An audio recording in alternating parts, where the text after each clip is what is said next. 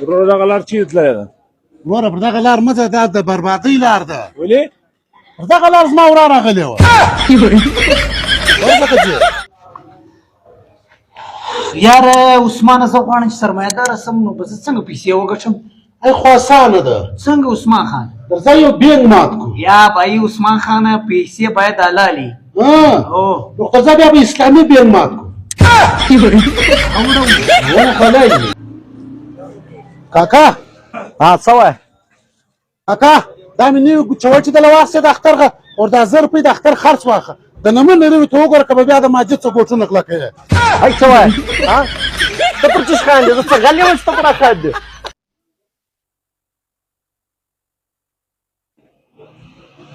څه ته عمره پر څه سوچونه وایې؟ عثمانه دا سوچ مې وایي کوم هغه دی کار دی چې زه وکړم چې په هغه سره زه سرمایه‌داره سم، د الله نوم مې پر خوله وي. ای خو اسانه دی، فکر کوه. دا د ده څه په چرت کار کېږم، زه خپل کار دې کوه. ملګرو زما دغه انډیوال نه دی، د اختر په ورځ یې چرس کولی و، نو د خسر کره ورغلی و خواشت ویل خوره ستړی مه شې. یاره پیک خانه ستا دا ګرده ورونه ښایسته دي، ته ولې بدرنګه یې؟ یاره عثمان خانه زه هم ښایسته وم، خو زما سره دندلې وسول. هغه څه تره؟ زه په هسپتال کې بدل سوم. عثمانه څه کوې چې دومره پریشانه ولاړې ګرانه؟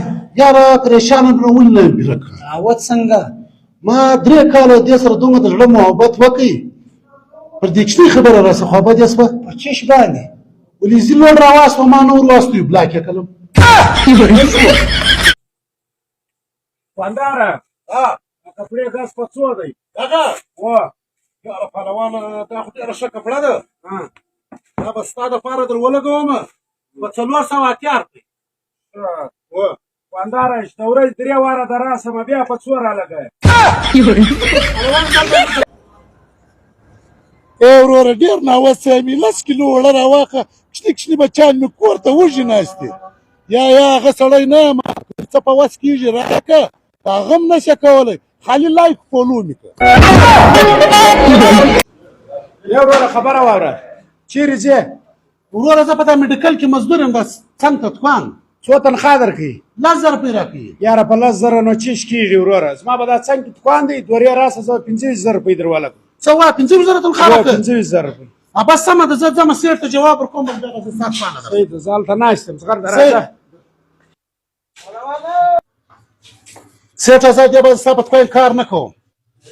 ولې خیر دی چې نیکه؟